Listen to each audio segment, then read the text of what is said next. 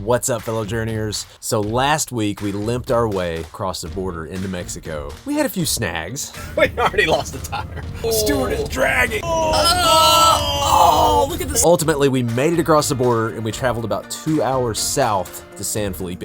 This week, we're finding our groove as a group caravanning in Baja, Mexico. Our caravan is made up of 4 families. From longest to shortest, we got Jess and Travis and their 40-foot fifth wheel and their 2 dogs, Luna and Apollo. We got Living Small, Dreaming Big with Stuart, Lindsay, Audrey, and Maverick. At 24 feet is our family of 4 in the Satosca Viva with myself, Marissa, Hensley, and JJ. And then at 22 feet in the remodeled Mercedes van, Kevin, Alicia, Taya, and Kyle. And if you've ever been curious about caravanning in a group, whether it's Baja, Alaska, or just somewhere around the United States in an RV, I believe there are 4 big questions you need to ask before you take the lead. As we talk about the first of the 4, I'm gonna give you a tour of our first campsite here in Mexico at Victor's RV Park. Okay, so first the layout. This is technically one site, but they said, hey, you got vans, you can just go back to back. We're here in the front. Kevin and Lise are in the back. This is the gazebo area. They gave us a personalized chef.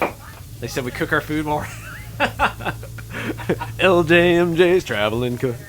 I should have had to zoom. There's a random stray cat that just, we've seen cats and dogs and all kinds of things just randomly hanging out over here. The 2 of us are over here, and Travis and Jess are over here, and Stuart and Lindsay are over there with their kids. Pretty much everybody comes over here and hangs out. Anyway, so this has become sort of the group area where we all hang out. And I think with Travis and Jess and then Stuart and Lindsay, there's kind of got a park by themselves here in the RV park.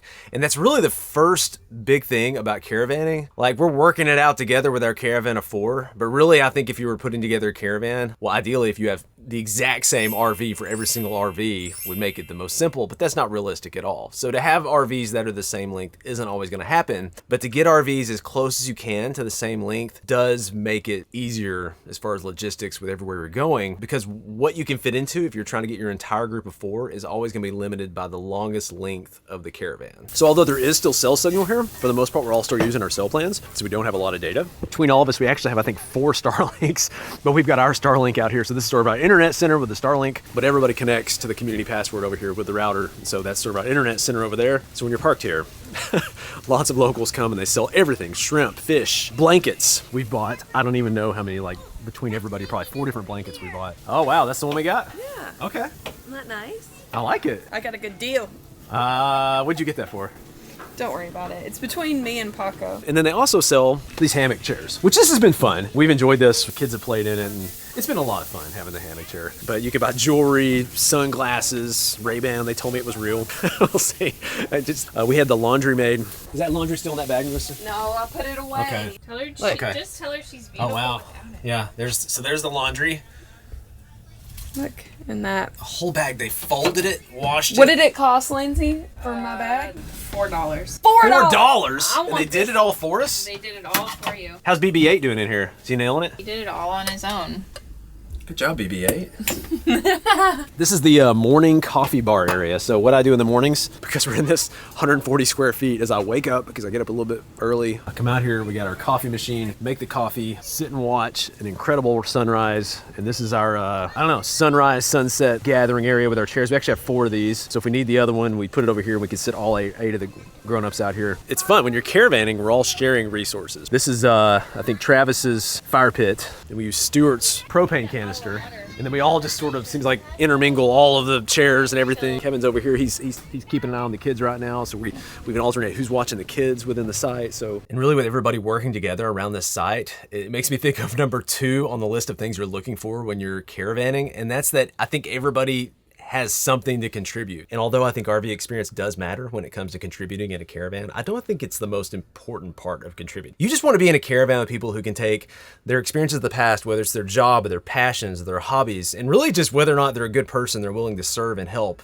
and do their part in the caravan. Like, that's who you want to be in a caravan with. And yesterday's a great example. We don't have 4-wheel drive in our Viva. Kevin and Alicia don't have 4-wheel drive in their van. Stuart and Lindsay have 4-wheel drive. Travis and Jess have 4-wheel drive. So we all drove to the point we could get to for this adventure yesterday. Ultimately, we had to pile into the trucks of everyone who was contributing with their 4-wheel drive vehicles. So in San Felipe, there is something called Valley of the Giants, which is this incredible deserty area where you are gonna see these cactus that are like over 150 years old. I'm pumped. Cactus, cacti. I think it's cactus. It's It the depends on how you debate. say it. Yeah, but it's definitely not cactuses. I thought it was cacti, but then someone said it is cacti. Yeah, if you say some. Some. This is great. This feels like the farm days. We're always in the back of the truck on the farm. Oh, that way. I thought You don't do the meant Marissa grunt. I want to see Marissa do it. This is so much fun. Just the simple things. It is. Today is my birthday. I wanted to do something that made me feel younger. So when you are around these 150-year-old plus cactus, makes me. Does it make you feel younger? A little bit younger, right? I grew up having a cold month birthday, so I never got to have like pool parties or like any of those fun things that a lot of my summer birthday friends did growing up in Tennessee. I think that's one of the cool aspects of travel is like you can pick, where do I want to have my birthday this year? Happy birthday to you. And we're surrounded by friends and we get to see like really unique things. Obviously, I never would have dreamed this would be like a birthday adventure, just like a 4x4 in the desert of Mexico, checking out like cool cactus. So it's definitely a unique, fun thing to do with the RV lifestyle. We're gonna put the Activa to the test. Can you really drink the water in Mexico from your Activa? Oh, it's an Activa. Our water filter. They claim that you can drink the water in Mexico, that it makes the water that clean. Looks clean. So here goes nothing. We'll keep you updated. What color was the? It was green, right?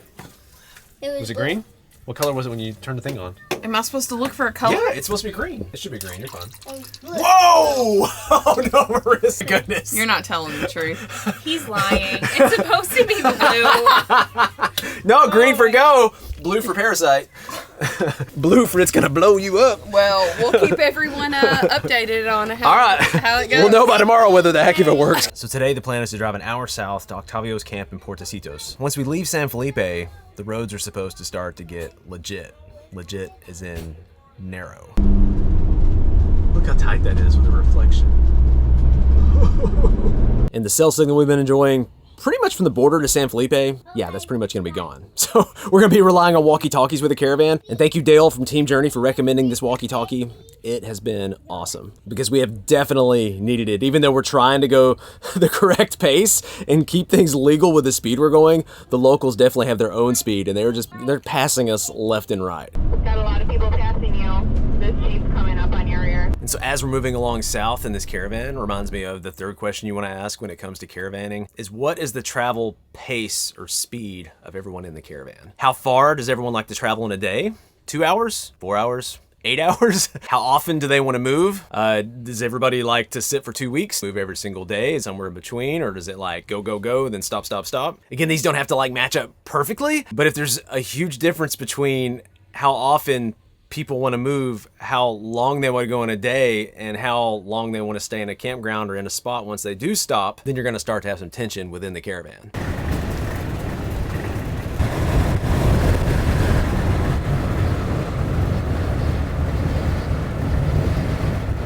It told me to turn left there, but it looks a little shoddy. Okay. They're so clean. Our turn looked pretty shady, so we're debating what to do. Goes from paved road to like really rough road. We may send somebody down to scout it. That's the advantage of having a caravan. It'd be me or Kevin. You want us to scout it, or you want to scout it? Yeah, I think he's gonna go Okay. down because I didn't want to turn down there. And, No, there's no reason to take that risk. yeah, man. Yeah, and not be able to turn around. Market spot, mine as well. Yeah, it looks pretty sketchy. Come back. I think I see it. Down there, you see him?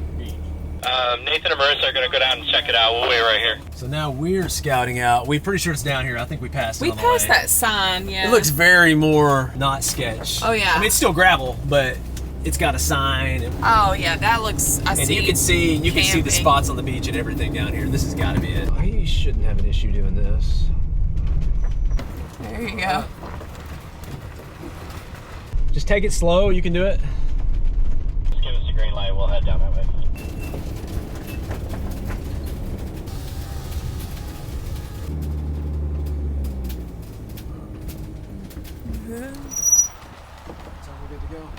This looks really cool. This, I mean, like, when I think of camping in Baja, this is one of the visions, right?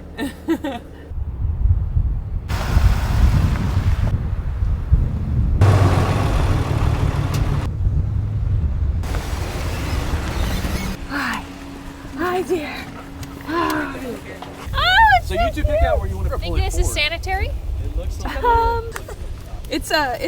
It's done some barbecuing in its days. Just rinse it off. It'll be fine. Just a little It's seasoning. fine. Look at that.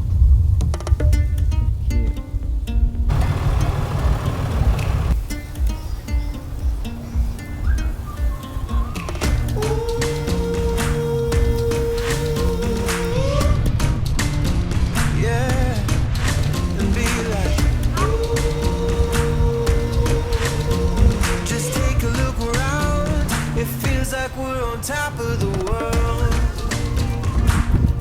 This is awesome. Look at this spot. Oh my goodness. This is like what you picture, right? Opening your door to this, I see Lindsay just running down there. No, they're having the time of their life. You're both rocking your hats today. Yeah, absolutely. Twinning. I snuck it. That was my He spare. actually brought both. On top of the world. It feels like I'm on top of the world. Yeah, yeah, yeah. Just take a look around. It feels like I'm on top of the world. And then the fourth, and what I think is actually the most important question to ask before you caravan with someone, do we actually like each other? Do we enjoy hanging out? Because especially when you do these routes like Alaska, Mexico, or really just anywhere in an RV, things are gonna go wrong. Expectations are not going to be met. And if you already kind of don't like each other, then you have this extra tension that's going to happen along the way, and it's going to make it even harder. Thankfully, we do like everybody in our caravan. So even when expectations are not met in certain situations, yeah, it's not fun, but at least we can sort of laugh about it.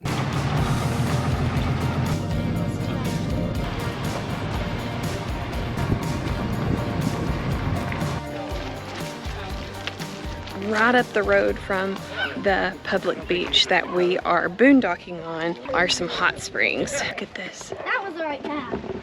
Look at this, guys. Hey. Tip, if you come at low tide, there's not a lot left. Put your feet in and suck it up. All right, I feel like this is needed for your saying. It's all part of the journey. It's all part of the journey. Just recite that to yourself when it doesn't go according to your vision. This was not the vision, of course. There's like no water. I can tell this would be absolutely amazing and stunning. It's definitely a fail right now. It is hot. Are you burned? Yes, I'm definitely burned. Like a mild sunburn. Another tip, test the water in a hot springs before you jump in. The sulfur.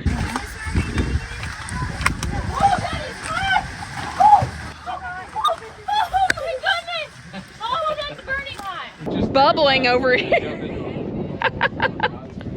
Oh jeez.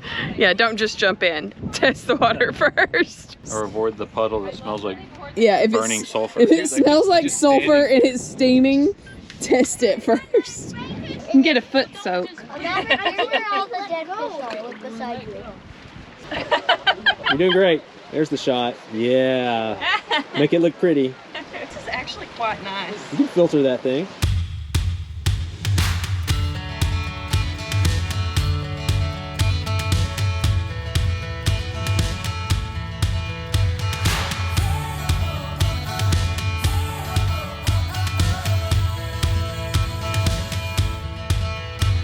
Pretty cool that we're camped down here in this sort of like valley or whatever. Up above up here, we've got something pretty cool to check out. Everything in Baja just feels so untouched. My goodness.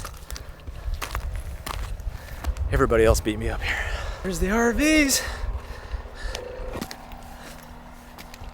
Wow. Oh my goodness. It's legit whale skeleton up here. I'm assuming they carried this up here. Hopefully it did not flood that bad. But that is pretty cool. Wow. Look how big that is. This thing is massive. There's like this big one over here. And there's a smaller one over here. That is huge. How did they get that up here? It's so heavy. I ran up here trying to catch everybody. Everybody left for the hike before I could get up here. Thought, oh, I'll catch them up top, but they were making some good time. They already went down the other side of the mountain. What are you doing? What are you doing?